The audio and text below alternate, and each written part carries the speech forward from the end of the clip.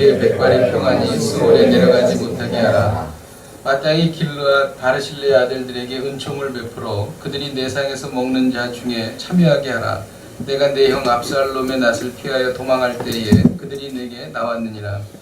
바울이 베냐민 사람 의 아들 시므이가 너에게 이르되 그는 내가 마하나임으로 갈 때에 악독한 말로 나를 저주하였느니라.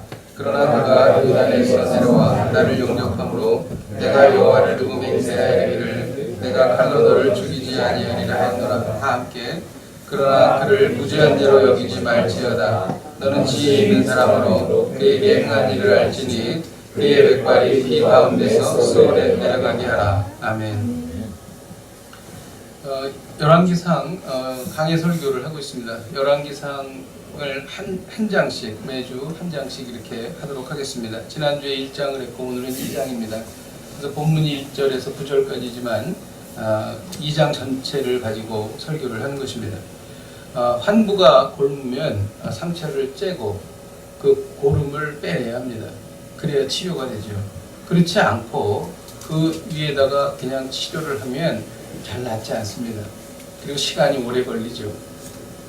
심령, 영혼의 문제도 마찬가지입니다. 우리 안에 죄를 째고 그리고 그 죄를 끄집어내야 심령이 강해지고 그리고 또 강건해지는 것입니다. 다윗은 힘이 늙었습니다. 그래서 이제 세상 사람들이 가는 길로 가야 한다. 그에게 죽음의 그림자가 드리웠습니다. 그래서 그는 자신의 아들인 솔로몬을 아들로 세웠죠. 그리고 이제 이 아들에게 유언을 합니다. 이 유언은 다윗이 70평생 살면서 인생에서 얻은 파란만장한 그의 인생의 삶의 진수가 거기에 다 들어있는 것이죠. 그 이야기를 지금 자신의 아들 솔로몬에게 하고 있는 것입니다. 그 내용이 무엇입니까? 아버지이자 인생의 선배로서 후대를 이끌어갈 아들 솔로몬에게 엄숙하게 조언하고 있는 것이죠. 핵심적인 내용은 이것입니다. 인간의 생사화복은 하나님께로 말미암았다. 그리고 자기가 살면서 자기가 하나님께 불순종함으로 인하여 하나님으로부터 자기가 인생에 어려웠던 일들 그리고 자기가 순종함으로 인해서 하나님께 받았던 복을 이야기하고 있는 것입니다. 다윗의 유언은 무엇입니까? 우리 3절을 같이 한번 읽도록 하겠습니다. 3절 시작. 내 하나님 여호와의 명령을 잊고 일어나여 법률과 계명과 율례와 증거를 모세의 율법에 기록된 대로 지키라. 그러면 내가 무엇을 하든지 어디로 가든지 형통할지라. 법률과 계명과 율례와 증거를 지키라는 것입니다. 네 단어가 이루어져 있지만 사실 이것은 다 한 가지를 말하고 있는 것이죠. 하나님의 말씀입니다. 하나님의 말씀을 지키면 내가 어디로 가든지 무엇을 하든지 형통할 것이다 라고 하는 것입니다. 세상은 많이 변했죠.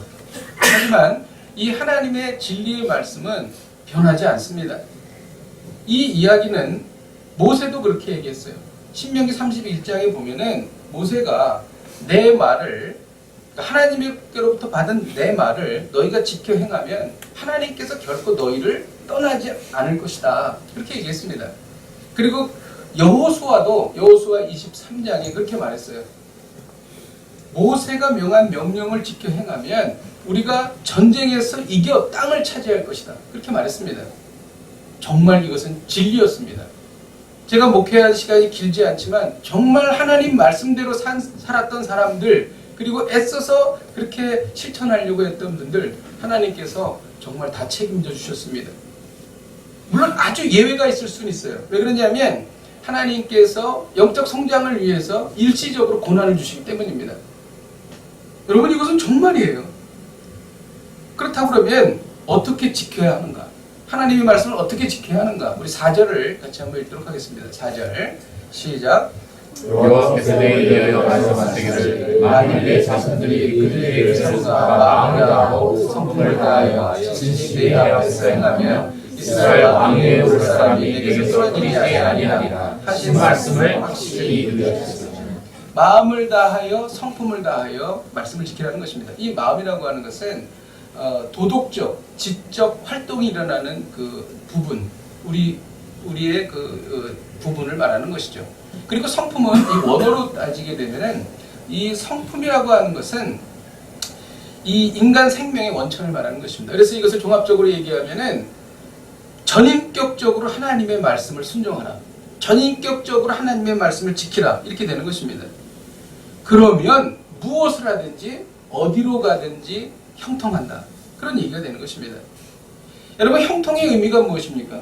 이 형통의 의미가 세상 사람들이 말하는 형통과 성경에서 말하는 형통은 다릅니다.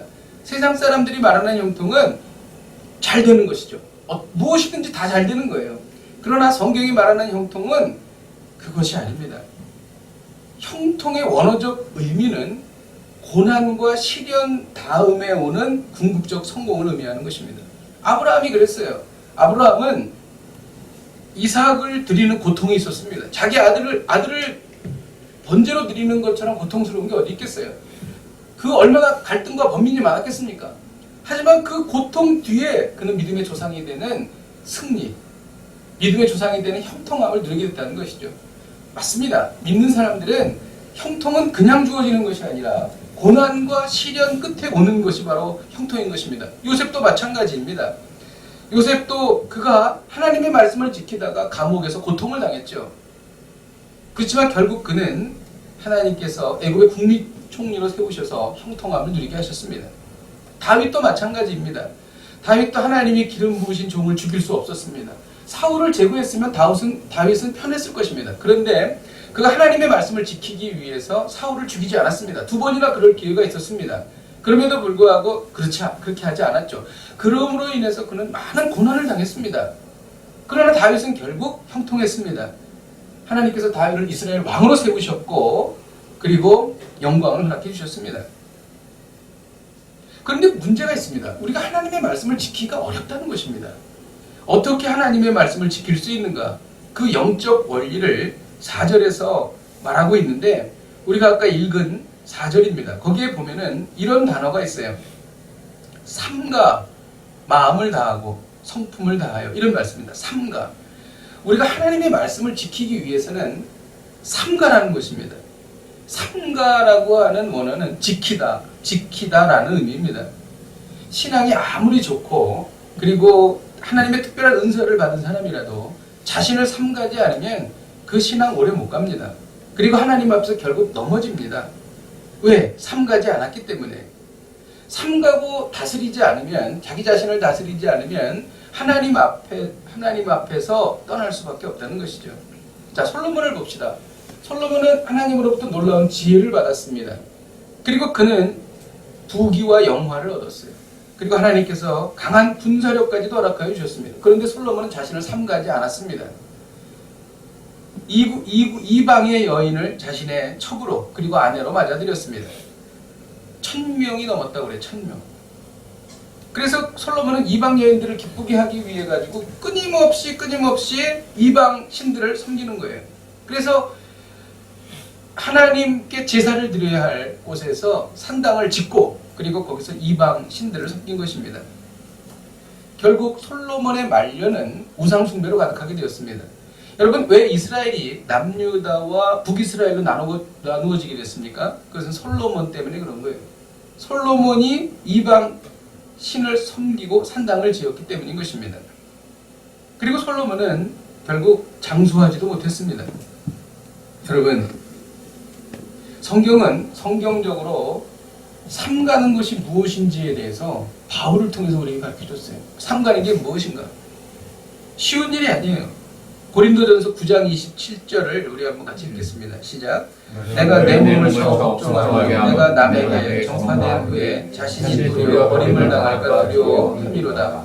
삼간다고 하는 것은 내 몸을 내가 치는 거예요. 그래서 멍이 드는 것입니다. 그리고 상처가 나는 거예요. 이런 고통과 아픔이 따라오면서 하나님의 말씀을 지키는 것, 이것을 삼간다 이렇게 말하고 있습니다. 그러니까 아무나 하나님의 말씀을 지킬 수 있는 것이 아니라는 것입니다. 하나님의 말씀을 지킬 수 있는 영적인 원리는 또 하나가 있는데 오늘 본문에 보면 하나님 앞에라는 말씀이 있습니다. 하나님 앞에 서 있는 것입니다. 마음을 다하고 성품을 다하여 진실이 내 앞에서 행하라. 이 내 앞에서라고 하는 것은 하나님 앞에 서 있는 것입니다.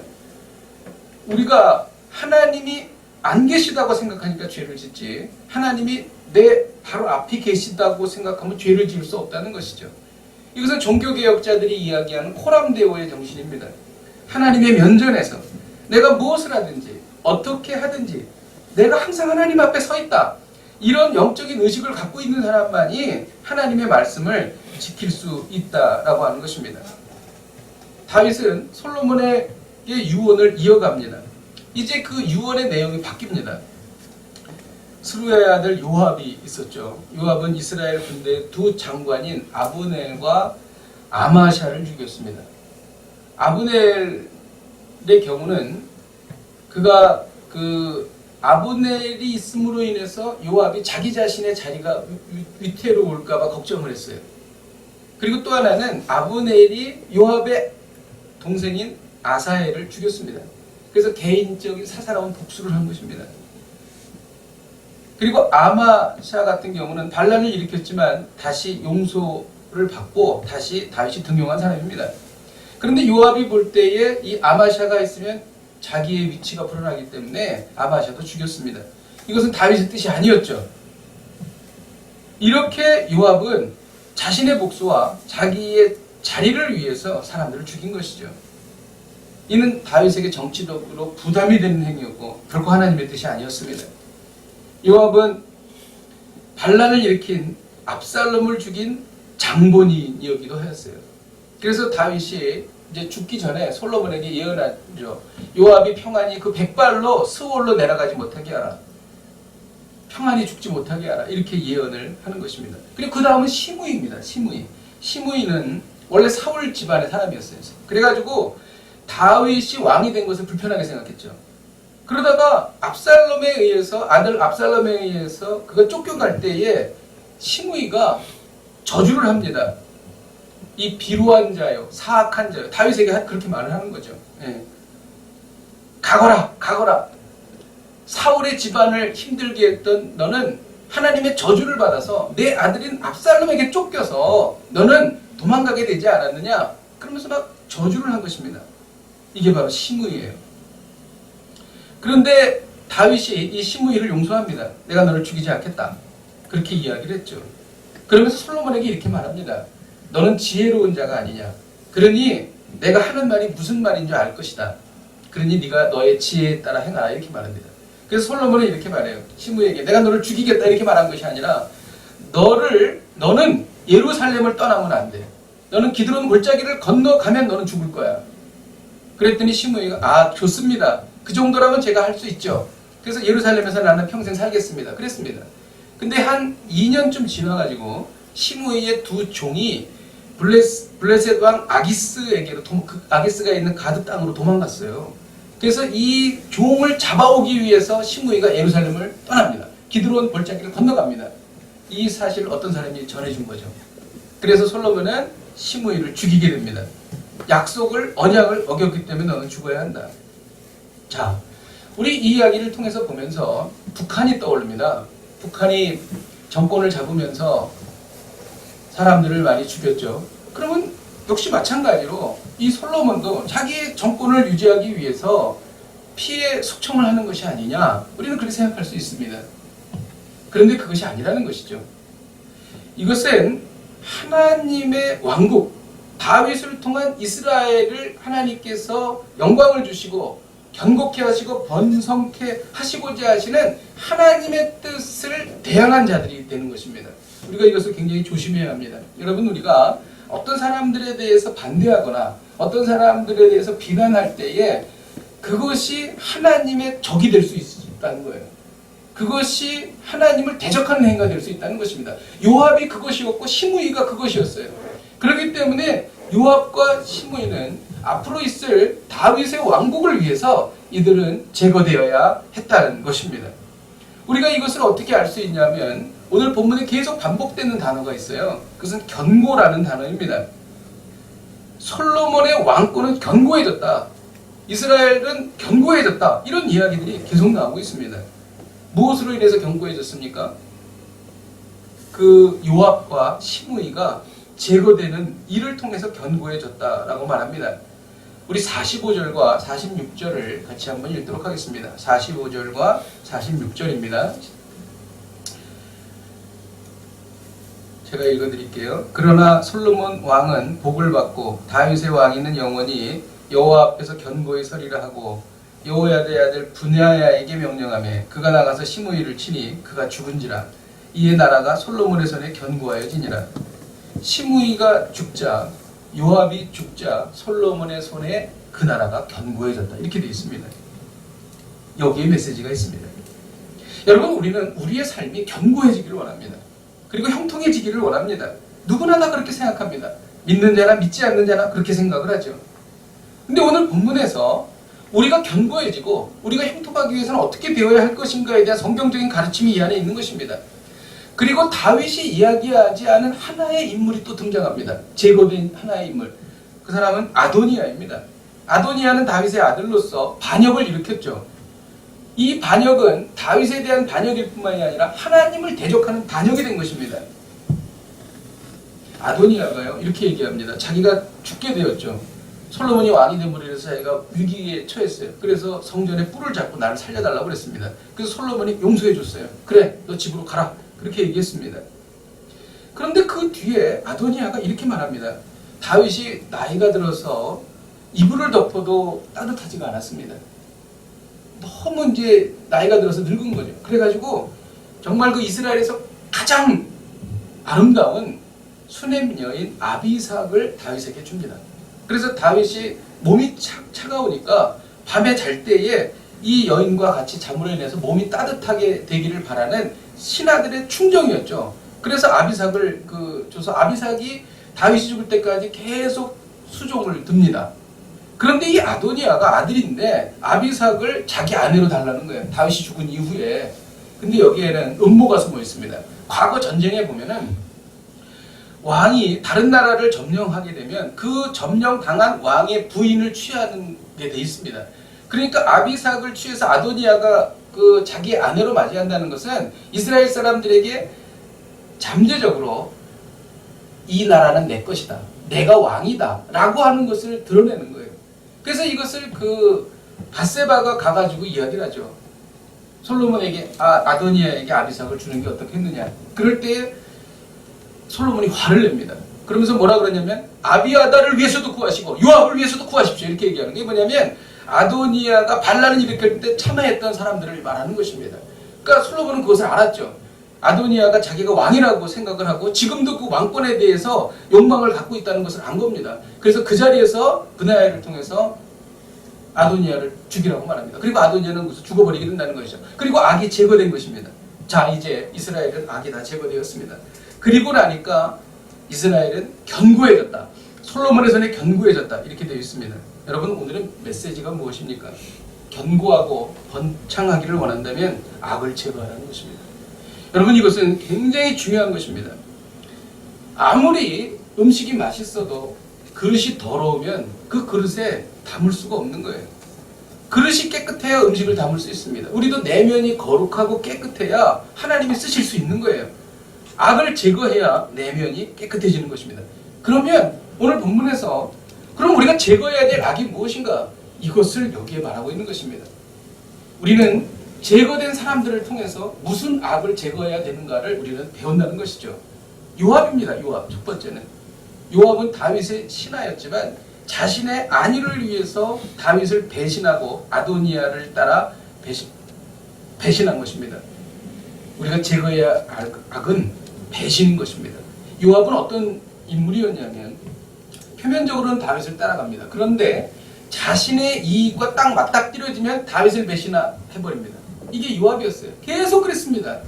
여러분, 이러한 배신 행위가 우리의 삶 가운데 있다는 것입니다. 우리의 신앙생활 가운데 하나님에 대한 배신 행위가 있다는 것입니다. 그것은 우상숭배입니다. 여러분, 우상숭배가 우리 안에 너무 많이 뿌리내리고 있습니다. 하나님이 아닌 다른 것이 나의 삶의 원동력이다, 나의 삶의 근간이다 라고 생각하면 우상숭배입니다. 사람들은 돈이 우상입니다. 사람들은 자식이 우상입니다. 입으로는 그래요. 하나님만이 나의 생명이에요. 하나님만이 나의 모든 것이에요. 하지만 실질적으로는 그렇지 않다는 것이죠. 내용적으로는 그렇지 않다는 것입니다. 그게 바로 우상입니다. 그게 바로 요압입니다. 그게 바로 배신입니다. 하나님에 대한 배신 행위. 이 배신을 우리의 삶에서 제거할 때 우리의 삶을 하나님 견고하게 해주신다는 것입니다. 두 번째는 시므이입니다. 시므이는 심한 고통 중에 있는 다윗을 비난하고 저주했습니다. 상처에 식초를 부은 거죠. 다윗이 얼마나 아들에게 쫓겨가면서 얼마나 고통스러웠겠어요. 거기에다 대고 비루한 자야, 사악한 자야, 가거라, 가거라 그렇게 하면서 비난한 것입니다. 우리는 다른 사람에 대해 긍정적인 말보다 부정적인 말을 더 많이 합니다. 특히 남이 없을 때 그런 말을 많이 하죠. 내가 판단자와 내가 심판자가 되어서 함부로 남을 험담하고 비난합니다. 이게 시므이입니다. 우리 안에 있는 시므이가 바로 이것입니다. 이 시므이가 제거돼야 하나님께서 우리의 삶을 견고하게 해주십니다. 또 우리가 제거해야 하건 아도니아입니다. 아도니아는 스스로 왕이 되고자 했다는 것이죠. 이것은 반역입니다. 제가 무슨 반역을 하나요? 제가 무슨 정치인도 아니고 왜 반역을 하나요? 아닙니다. 여러분, 하나님은 우리의 삶의 주권자이시죠. 우리가 영상을 통해서 보았듯이 전능하신 하나님, 천지를 지으신 하나님께서 우리를 구원해 주시기 위해서 그 수모를 당하시고 십자가에 죽으셨습니다. 여러분, 그렇다면 하나님이 우리의 주인이 되시고 하나님이 우리의 왕이 되셔야 합니다. 그런데 우리는 우리의 삶의 일상에서 우리 스스로가 왕이 되어 내 삶을 주관하는 것이죠. 내 삶을 내가 왕이 돼서 통치하는 것입니다. 기도는 그렇게 해요. 하나님의 뜻은 무엇입니까? 하나님의 뜻을 따르겠습니다. 그런데 내 생각을 정해놓습니다. 그리고 그 생각에 따라서 하나님께서 맞춰주시기를 기도한다는 것이죠.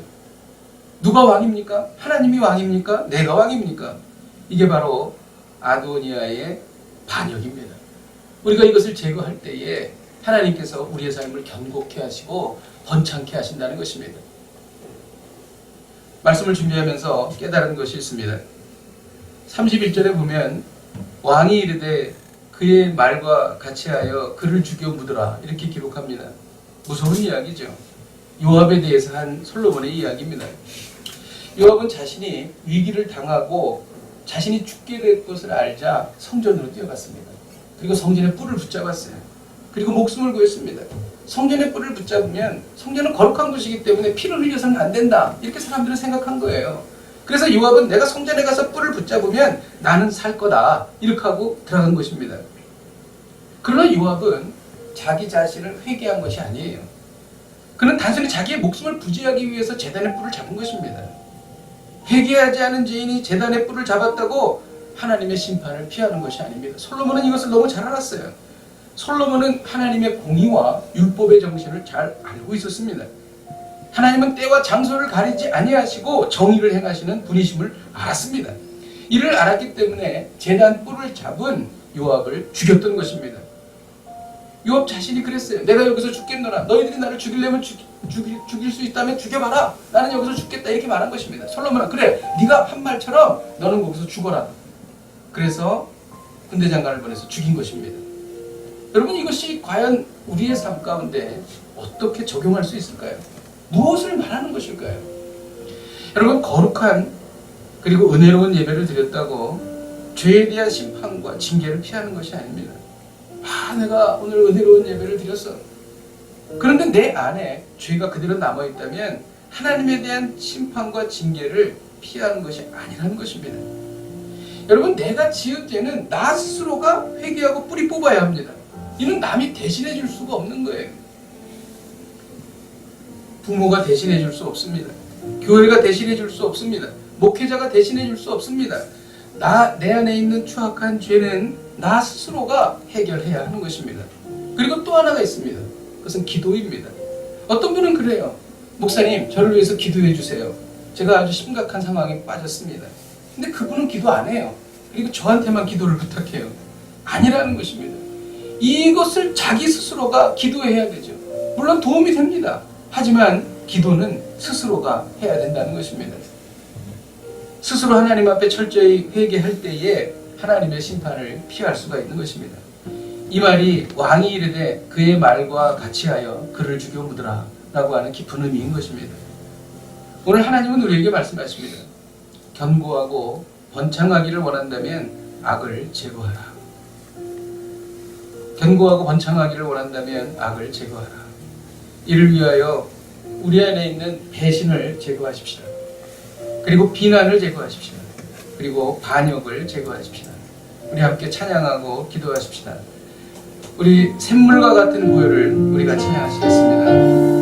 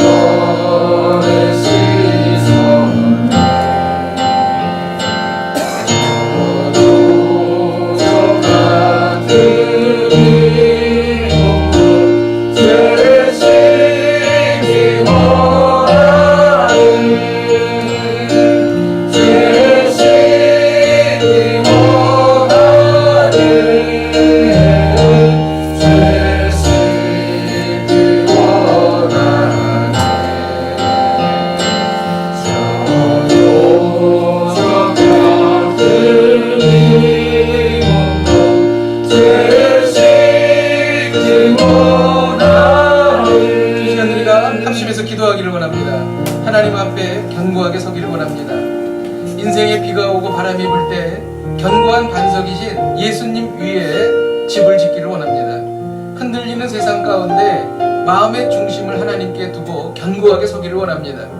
이를 위해 내 안에 도사리고 있는 악을 제거하기를 원합니다. 배신을 제거하겠습니다. 비난을 제거하겠습니다. 하나님에 대한 반역을 제거하겠습니다. 우리 함께 기도하시겠습니다. 하나님 아버지, 하나님 앞에 견고하기를 원합니다. 하나님, 우리 인생이 번창하기를 원합니다.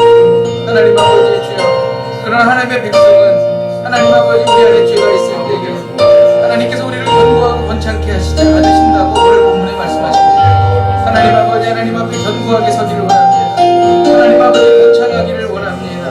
하나님 아버지, 인생의 비가 오고 바람이 불 때 견고한 반석이신 예수님 위에 집을 짓기를 원합니다.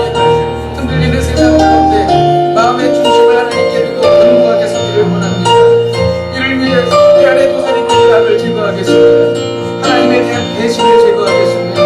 하나님, 사람들에 대한 비난을 제거하겠습니다. 하나님에 대한 반역을 제거하겠습니다.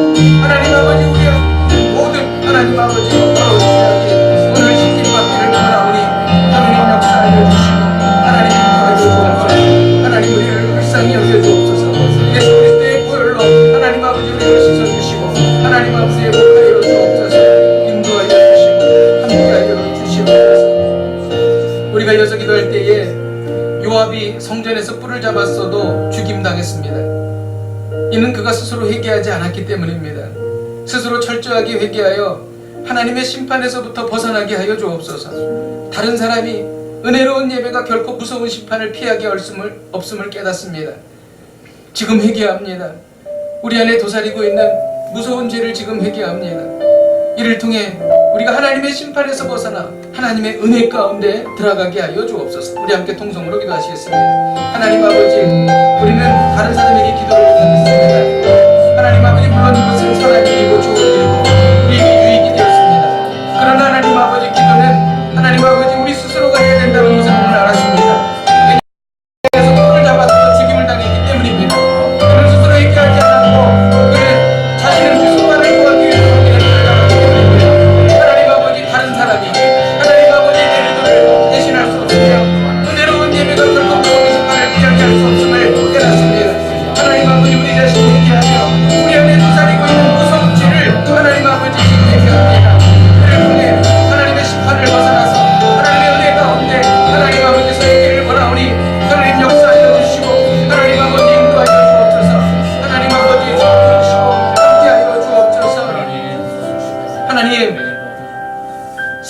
변하고 세상은 흔들립니다.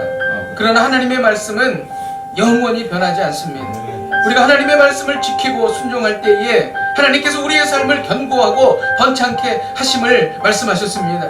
모세가 그랬고 아브라함이 그랬고 다윗이 그랬습니다. 우리의 믿음의 선배들이 그랬습니다. 하나님 아버지 주여, 우리가 이 믿음 다시 붙잡고 나아갑니다. 하나님 아버지, 이를 위하여 하나님 우리 안에 있는 악을 제거하기를 원합니다. 우리 안에 있는 더러운 악이 예수 그리스도의 보혈로 하나님 아버지 정결케 되게 하여 주옵소서. 그리하여 우리의 삶이 견고하고 번창케 되기를 원합니다. 하나님 우리의 삶의 새로운 지평을 열어 주옵소서. 그렇게 하실 주님을 찬양하며 감사드리며 예수님의 이름으로 기도하였습니다.